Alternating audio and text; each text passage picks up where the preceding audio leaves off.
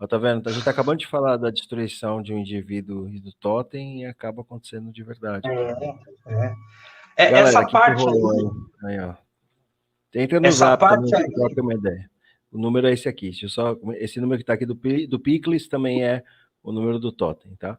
Fala aí, essa parte. o Thomas, né, ele comentou ali, né, que eu li aí rapidinho, tem isso também, Thomas, também tem o tabu do incesto, também tem alguma coisa nesse sentido, sim, né? Que é justamente a interdição. Aí, por exemplo, uma coisa que é interessante, que talvez seja universal, aí a gente pode, aí eu aposto as minhas fichas aí, que é justamente, ó, para se organizar socialmente, algum tipo de interdição tem que existir. E olha só que interessante que eu lembrei agora, para falar de marxismo. Sim. Lá no livro do Engels, lá da origem da família, do Estado e Propriedade da privada propriedade e do Estado. privada, ele Privada, comenta ali, ele dá umas pinceladas na antropologia e sim. diz, né, que algum tipo de interdição acontece, por exemplo, nos índios iroqueses, que é bem De interessante Iroquesa. como lá Iroquesa. funciona. Isso, de Iroquesa, né? Iroquesa. Isso. Que a criança tem o pai e tem a mãe, e aí as irmãs da mãe, ela chama de mãe também. Mas os irmãos da mãe, ela chama de tio. E o contrário, os irmãos do pai, ela chama de pai, né? Então ela tem vários pais e várias Isso. mães, mas nenhuma delas se cruzam, que é justamente a ideia do incesto, ó. E, simbolicamente falando, não tem mais incesto ali. Porque se eu chamo o meu tio, né, o irmão da minha mãe de tio e a irmã da minha mãe de tia, opa, tem alguma coisa esquisita. Mas é lógico, é universal? Não. Mas a ideia de interdição, de algum certo grau de limite, e Lacan vai apostar aí na linguagem, que eu acho que faz um certo sentido, né?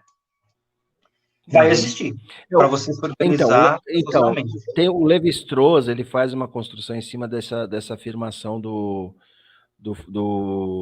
Engels, né, especificamente, porque ele fala que não existe nenhuma constatação arqueológica ou histórica que demonstra que não houve uma proibição do incesto. Então, teve algum tipo de proibição do incesto em todas as sociedades. Ele se apega a isso, porque mesmo na origem da família, propriedade privada e Estado, o Marx, o Engels, né, no caso, teoriza que existiu ali uma família consanguínea que seria a primordial. Só que essa teorização é com base numa especulação que meio que se torna verdadeira. Só que aí o Levi-Strauss tem a Tá. sacada de falar, não, peraí, você está falando que talvez, mas a gente não sabe. E a partir daí ele faz uma construção também que caminha meio que por esse lado, né? Do que você está falando da proibição do incesto, que o pessoal está falando aí. Toda a construção do texto dele vai tentar criar, do trabalho dele, a questão de uma estrutura, né, que ele tenta encontrar dessa tal natureza humana, como você, parafraseando você, dessa As tal, né? estruturas de parentesco, né? Uhum. Tem os tabus de incesto que também, não só pai e mãe e tal, mas, ó, dessa tribo você não pega ninguém, você pega a tribo do outro. Se tiver que fazer, não importa como, se é guerra, se é sequestro, se você vai comprar a mulher, vai comprar o marido, não importa. É uma negociação ali de qualquer. Não, tem que pegar da outra tribo. Né? Então, essas interdições, parece que elas sim são tanto quanto universalizantes ou universais, que vão estruturar cada uma do seu jeito. Mas veja, isso aqui é uma coisa interessante, porque a gente também não pode se deixar levar pelos fenômenos. Né? É interessante, como diria Platão, nos guiarmos pelas formas. É que eu ri porque a palavra fenômeno é quase um palavrão aqui, mas continua.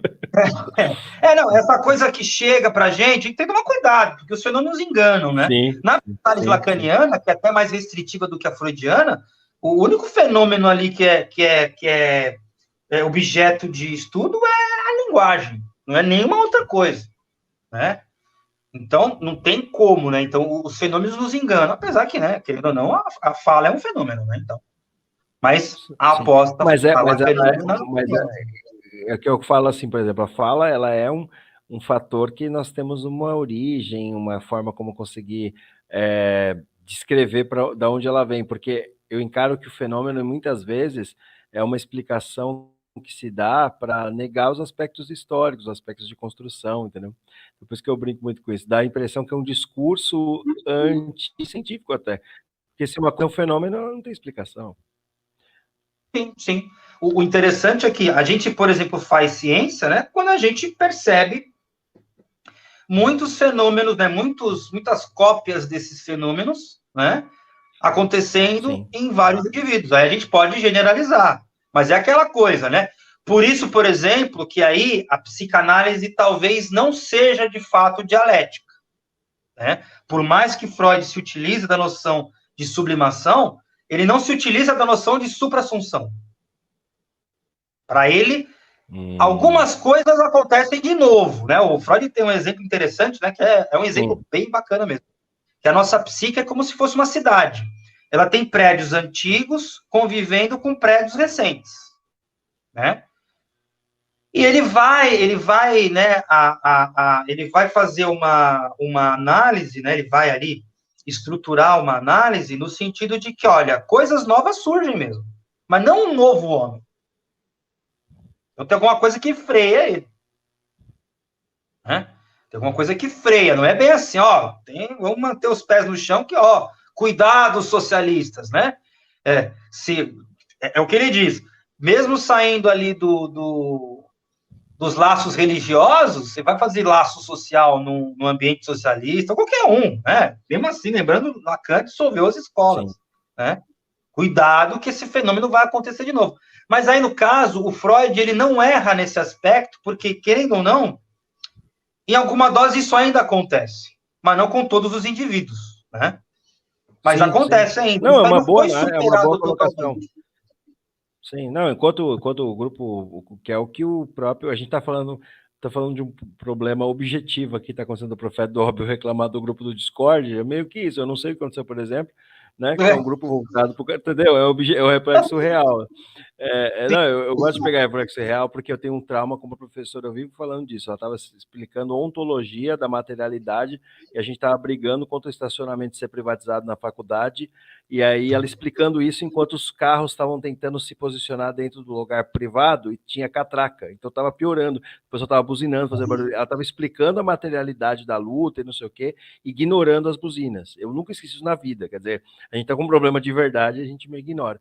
Então, assim, é isso que eu estou falando por uma referência de um histórico pessoal, sabe, terapêutico, agora, do meu inconsciente, quando eu não consigo ficar tranquilo ao ver um bagulho desse, porque eu também tenho meu próprio trauma pessoal nesse aspecto aí.